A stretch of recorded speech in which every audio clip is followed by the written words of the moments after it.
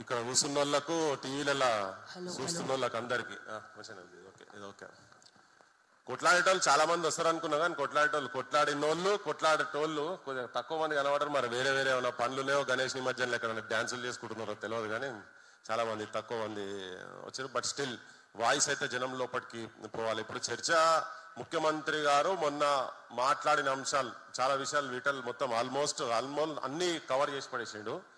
So చర్చ నాకు తెలిసి నేను అనుకుంటా ఒకటి కొండారెడ్డిపల్లి, రెండు కొడంగల్, ఈ రెండు అంశాలతోటే ఆ ముఖ్యమంత్రి కూడా కొద్దిగా మరి ఫ్రస్ట్రేషన్ మాట్లాడినా నిజంగానే తన లోపల ఏమైనా ఇబ్బంది పడి మాట్లాడిన తెలియదు కానీ రెండు సంఘటనల విషయం. ఒకటేమో వాళ్ళ ఊర్లో ఒక ఆత్మహత్య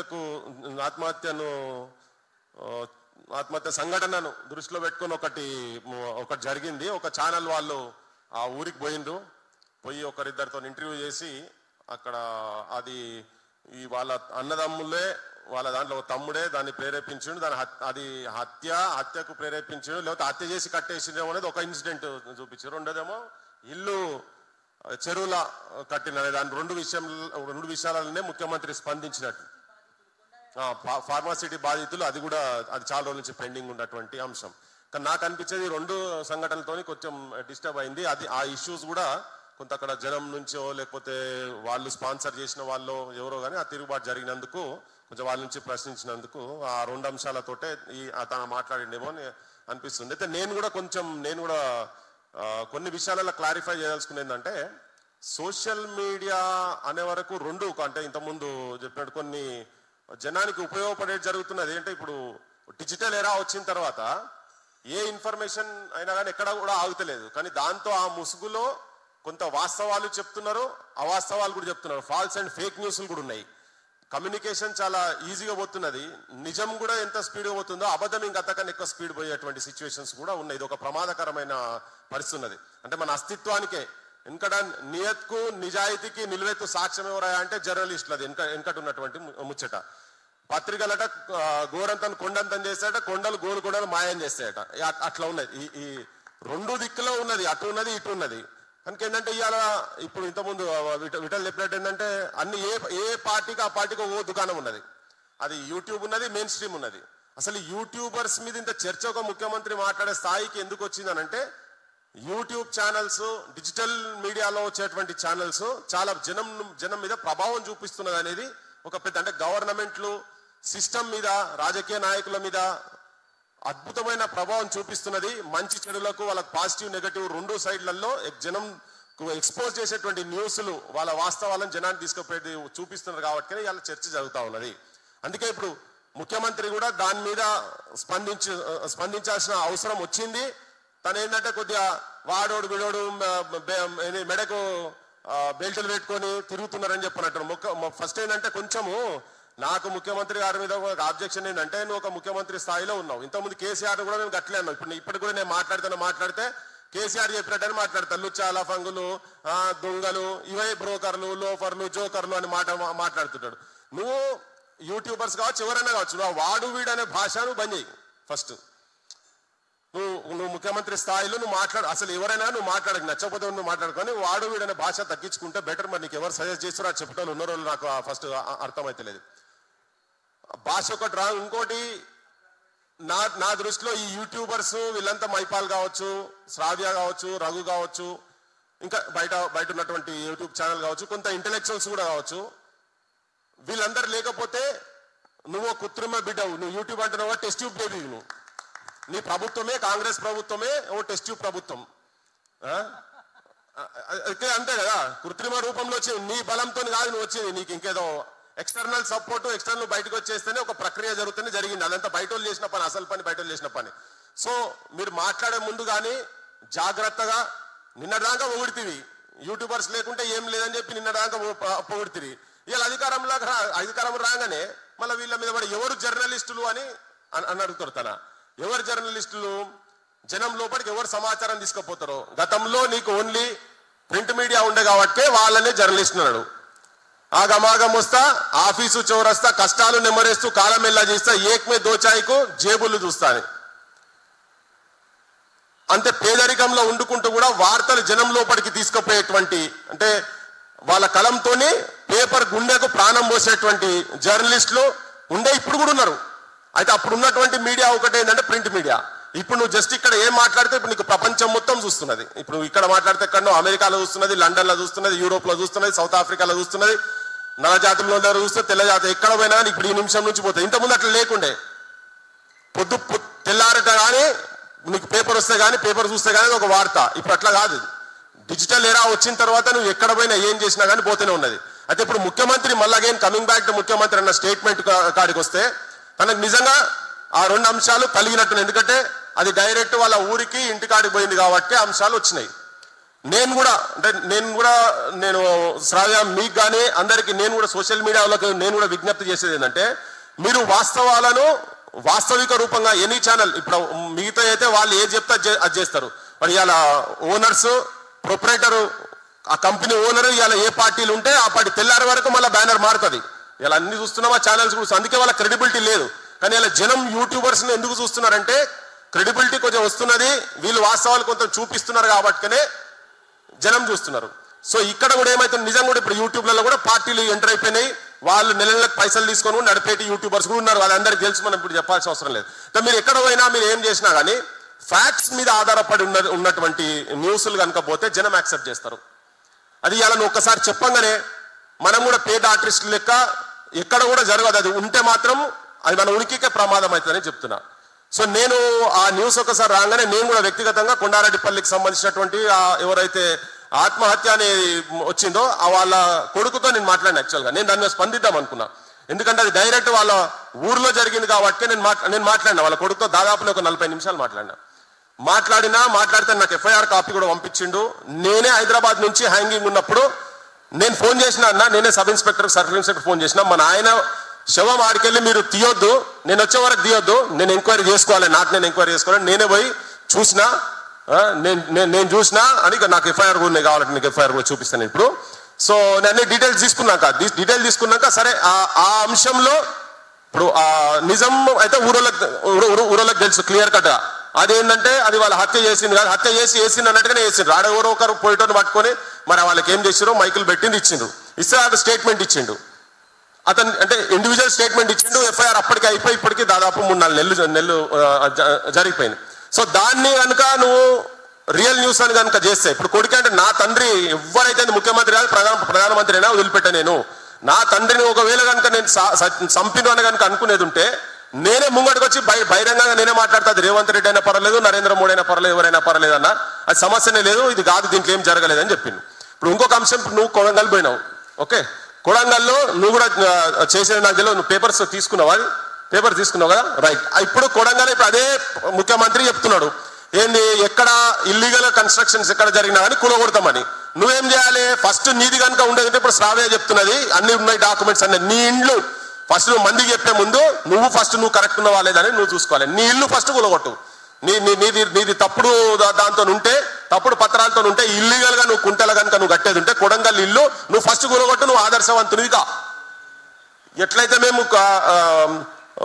కొండారెడ్డిపల్లిలో హత్యా నేరం మోపింది కాబట్టి అది ఎట్లయితే మేము ఎంక్వైరీ చేసి నేనైతే చేసినా నాకైతే కాదనిపించిందో, ఇప్పుడు ఎట్లా నువ్వు ఇల్లీగల్ కట్టుకున్నావు, చెరువును కబ్జా చేసి రెడ్డికుంటాను, అది రెడ్డోళ్ళ కుంటలా నువ్వు నీ ఇల్లు కనుక ఇల్లీగల్ కనుక ఉండదని ఇప్పుడు శ్రావ్య చెప్తున్నదా, కాగితాలు పట్టుకొని రేపు పొద్దుగాల నీ ఆఫీస్ కాడికి వస్తుందో హైడ్రా ఆఫీస్ కాడికి వస్తుందో పోతే నువ్వు ఫస్ట్ ఆర్డర్ చేయి.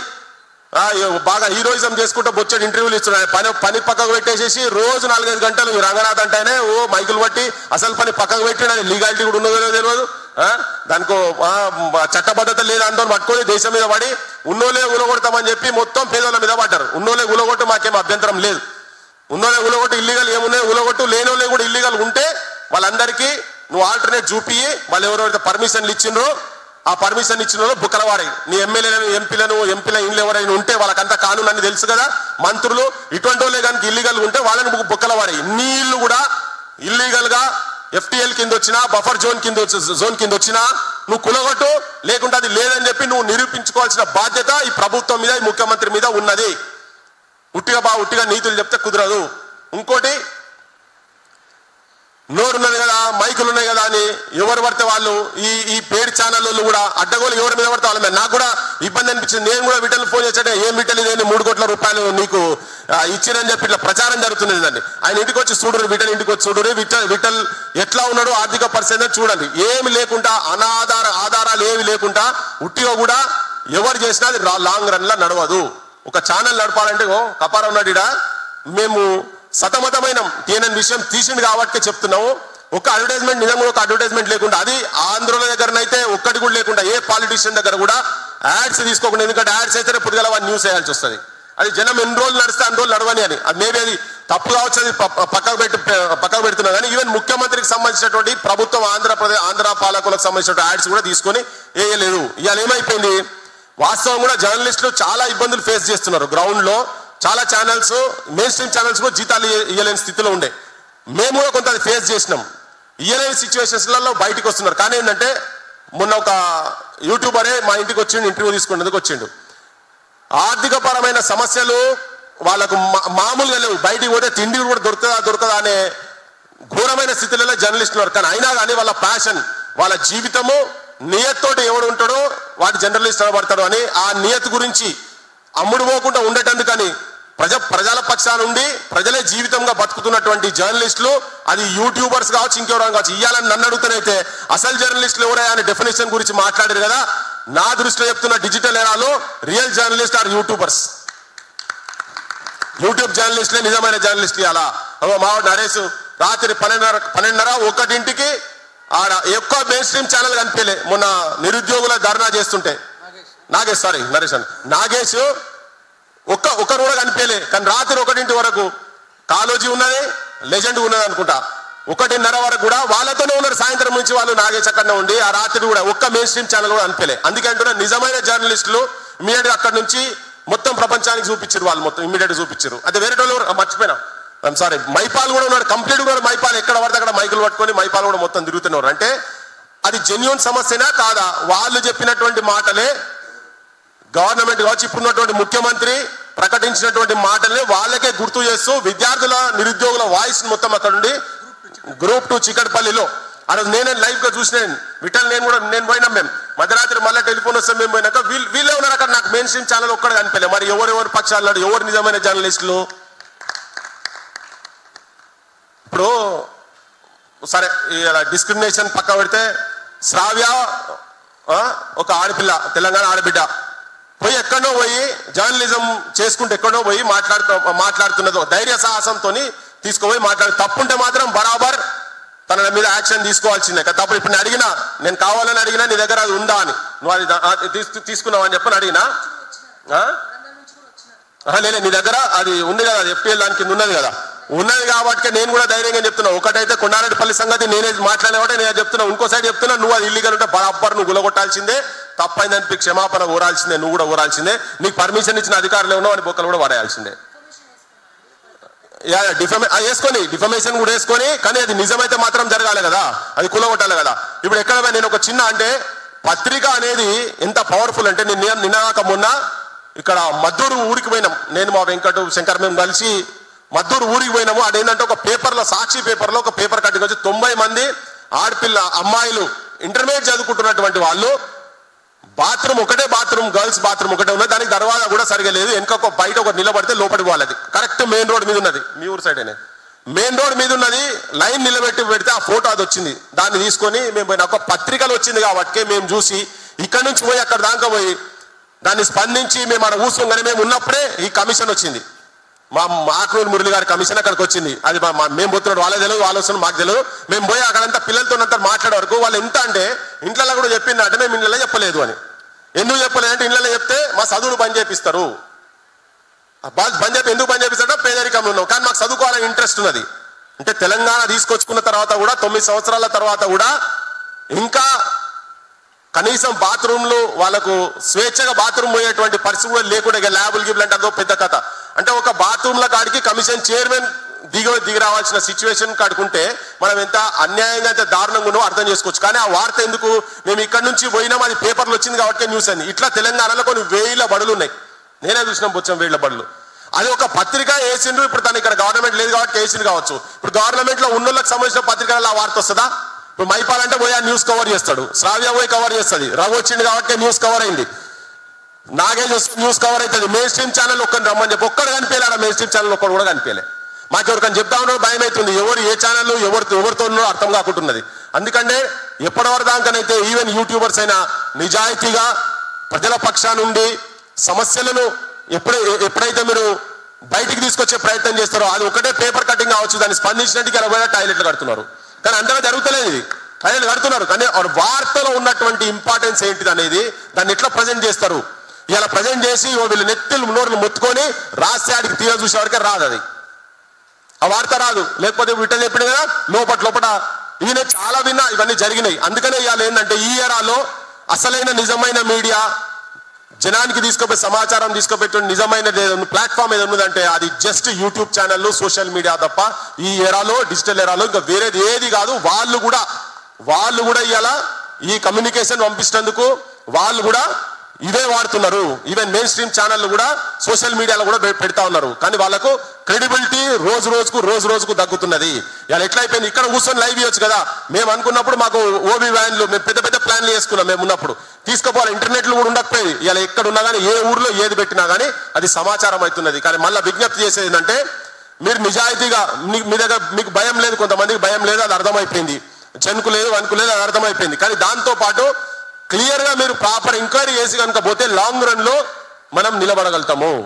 లేకపోతే మన మీద కూడా మీ మీద కూడా బ్రాండ్ వేసే సిచ్యువేషన్, ఊకే బ్రాండ్ వేస్తే కూడా ఏం కాదు, వాస్తవాలుగా చూపించగలుగుతాయి. ఇలా మళ్ళా చెప్పేది ఏంటంటే కొడంగల్లో ముఖ్యమంత్రి గారు నువ్వు కట్టుకున్నటువంటి ఇల్లు కనుక శ్రావ్య చెప్పినట్టుగా కనుక అది బఫర్ జోన్ లో FTL లో కనుక ఉండేది ఉంటే నువ్వు ఆదర్శప్రాయంగా నువ్వు అది ఫస్ట్ కూలగొట్టు. నీ రంగనాథ్ ఇక్కడికి వెళ్ళి తీసుకపో, నీ మెషిన్లు తీసుకుపోయి అక్కడ కూలగొట్టి పియ్యి. కాదు అంటే ఇదే వేదిక మీకు చెప్తున్నా, శ్రావ్య మీద డిఫమేషన్ వేస్తావా, తననే చెప్తున్నది, ఇన్వైట్ చేస్తున్న తననే డిఫమేషన్ వేస్తావా, డిఫమేషన్ వేసుకో. కొన్నారెడ్డిపల్లి జరిగిన చావు సంగతి, గుడిలో ఊరేసిన సంగతి అయితే నేనైతే చేసిన ఎంక్వైరీ, ఇంకెవరైనా చేసేది ఉంటే చేసుకోండి. అది క్లియర్ కట్, అది కాదు. వాళ్ళు అది వెస్టెడ్ ఇంట్రెస్ట్ తో ఒక ఛానల్ పోయి ఇప్పుడు ఏమైతుందంటే, ఇంతకుముందు బిడ్డలు చెప్తుండే ఆటో ఆయన అడిగితే ఆటో డ్రైవర్ అన్నాడట, ఏమున్నా సార్ మొత్తం గులగొడుతురు కదా అన్నాడు, బూత్మాట అని అన్నాడట. అంటే నిర్మాణం చేసుడు, క్యారెక్టర్ నిర్మాణం చేసినా ఒక ఇల్లు కట్టుకోవాలన్నా కానీ చాలా కష్టంతో, అంటే పైసలు ఎక్కువ ఫామ్ హౌస్లు కట్టడం గురించి కాదు నేను చెప్పేది. పేదోళ్ళు లోన్ల మీదనో చిన్న వ్యాపారాలు చేసుకుంటున్నో పుట్టకూటి కోసం బతుక్కుంటూ ఏదో చిన్న చిట్టీలు వేసుకొని అవి చేసుకొని 10,000 రూపాయలు, 5,000 రూపాయలు, 15,000 రూపాయలు సంపాదించేటోళ్ళు కట్టుకున్నటువంటి ఇల్లు కూలగొడితే వాళ్ళకి ఎంత బాధ ఉంటుందో ఇలా ఫామ్ హౌస్. అందుకే చెప్తున్నాం, అక్కడికి కూలగొట్టుడు వేరు, మీరు ఇక్కడికి వచ్చే ఈ పేదోళ్ళ కాడికి వచ్చేది డిఫరెంట్. అందుకే ఏంటంటే ఎప్పుడైనా కానీ ఫ్యాక్ట్స్ బేస్డ్, తర్వాత investigative journalism, no false news, no fake news, no fraudulent ఆలోచనలు కాకుండా కమిట్మెంట్ తోటి కనుక ప్రాపర్ కమ్యూనికేషన్ జనం కన్విన్స్ అవుతారు, జనం ఈ మీడియా ఎంబడి ఉంటారని చెప్పని మీకు విజ్ఞప్తి చేస్తూ, దయచేసి ఏ రాజకీయ నాయకుడు అయినా కానీ ఎవరైనా అదే అర్హతలు రాజకీయాలు అంటే మళ్ళీ మనం ఓట్లేసి ఆడ పెడుతున్నాం. కానీ ప్లాట్ఫామ్స్ లేకుండా పోతున్నాయి, జనం కూడా ప్రత్యామ్నాయమైనటువంటి ఒక రాజకీయ ఆలోచనలు రావాల్సిన అవసరం ఉందని మీ అందరికి విజ్ఞప్తి చేస్తూ, జర్నలిస్టులు అంటే చులకనగా చూడకండి. ఇంకోటి ఏంటంటే వేదిక మీదకి నేను కూడా ఒక విజ్ఞప్తి చేస్తుంది ఏంటంటే, రేపు అక్రెడిటేషన్ కార్డ్స్ ఇచ్చే వాటిల్లో కూడా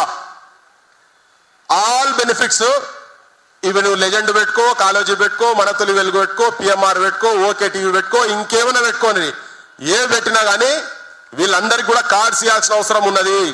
మెయిన్ స్ట్రీమ్ జర్నలిస్ట్ తిరుగుతున్నారు పక్కకు పెడితే వీళ్ళు ఎక్కడ పోయినా ఏ పొక్కల ఏ సమస్య ఉన్నా కానీ దాన్ని బయటికి తీస్తున్నారు. కాబట్టి వాళ్ళకు కూడా అక్రెడిటేషన్ కార్డ్స్ ఇవ్వాలి. వాళ్ళకు జర్నలిస్ట్ రావాల్సిన ప్రతి బెనిఫిట్ ఇవ్వాల్సిన అవసరము, బాధ్యత ఈ ప్రభుత్వం మీద ఉంది. యూట్యూబ్ ఛానల్సే ఇవాళ నిజమైన జర్నలిజం చేస్తున్నారు. ఎందుకంటే నేను కాలేజ్ డేస్ లో ప్రతి ఎడిటోరియల్ చదివేది. ఇప్పుడు అదే మా బిడ్డలు చెప్పినట్టు ఎడిటోరియల్ కాదు, ఓన్లీ ప్రొప్రైటోరియల్ చెప్పిన యజమాని ఏదంటే అది యజమాని. ఇలా బీజేపీ ఉంటే బీజేపీకి అనుకూలమైన వార్తలు వస్తాయి, యజమాని కాంగ్రెస్ ఉంటే కాంగ్రెస్ అనుకూలమైన వార్తలు వస్తాయి, యజమాని బీఆర్ఎస్ ఉంటే బీఆర్ఎస్ అనుకూలమైన వార్తలు వస్తాయి, యజమాని కమ్యూనిస్ట్ పార్టీకి సంబంధించి ఉంటే కమ్యూనిస్ట్ పార్టీ వార్తలు వస్తాయి, యజమాని బీజేపీ ఆల్రెడీ చెప్పిన ఏ రాజకీయ పార్టీకి సంబంధించినటువంటి ఉన్న వాళ్ళే ఉన్నాయి కనుక యూట్యూబర్స్ ఓపెన్ ప్లాట్ఫామ్ ఉంది, వీళ్ళెవరికి భయపడేది లేదు. వాళ్ళు ఏంటంటే మీ లెక్క విలాసవంతమైన జీవితాలు గడపాలని కాదు, వాళ్ళు వాళ్ళ కెమెరాలు నడుచుడు, వాళ్ళ ట్రాన్స్పోర్ట్లు అట్లీస్ట్ వాళ్ళ దగ్గర ఉన్న ఒకరిద్దరు వాళ్ళు నౌకర్లు ఎవరికైనా ఇచ్చేటట్టుంటే వాళ్ళకు అంతమంది సంపాదించుకుంటే సరిపోతుందనే లెక్కలో పనిచేస్తున్నారు. కాబట్టి వాళ్ళ మెయిన్ మోటో జనం లోపలికి వాస్తవాలు తెలియజెప్పేటువంటి ఇవన్నీ ఎక్కడికెళ్ళి వచ్చినాయి, మైపాలు ఎడికెళ్ళి పుట్టిండు, ఉద్యమంలోకి వెళ్ళి పుట్టిన బిడ్డలు వీళ్ళంతా. ఇగో ఇదే కొంతమంది ఉద్యమంలోకి వెళ్ళి పుట్టిన వాళ్ళు లంగలైన, అది వేరే విషయం. కప్పరా జర్నలిస్ట్ సంఘాలు పెట్టి తిరిగిండు, తెలంగాణ అంతా తిరిగిండు, ఇలా మళ్ళీ చూస్తే ఇక్కడనే ఉన్నాడు. కానీ జనం లోపల ఇటువంటి వాళ్ళకి విలువ ఉంటుంది. విఠల్ చాలా అనుభవాలు చెప్పిండు కాబట్టి మళ్ళీ ఏంటంటే వీళ్ళందరికీ ఆల్ బెనిఫిట్స్ రావాలి మెయిన్ స్ట్రీమ్ ఛానళ్ళ కన్నా ముందు. ఎందుకంటే వీళ్ళకి ఎవరు జీతాలు ఇస్తారు కాదు, వీళ్ళు పెట్టుకొని చేస్తారు. వాటికి వీళ్ళకు హెల్త్ కార్డ్స్ కావచ్చు, కుటుంబాలు కావచ్చు, అన్నిటికీ ప్రభుత్వము వీళ్ళని ముందు పెట్టి తర్వాతనే వాళ్ళకి ఇవ్వాలని చెప్పి ఈ వేదిక మీదకి వెళ్ళి నేను విజ్ఞప్తి చేస్తూ ముగిస్తున్నా. Thank you. పృథ్వీరాజ్ అన్న, thank you so much supportive గా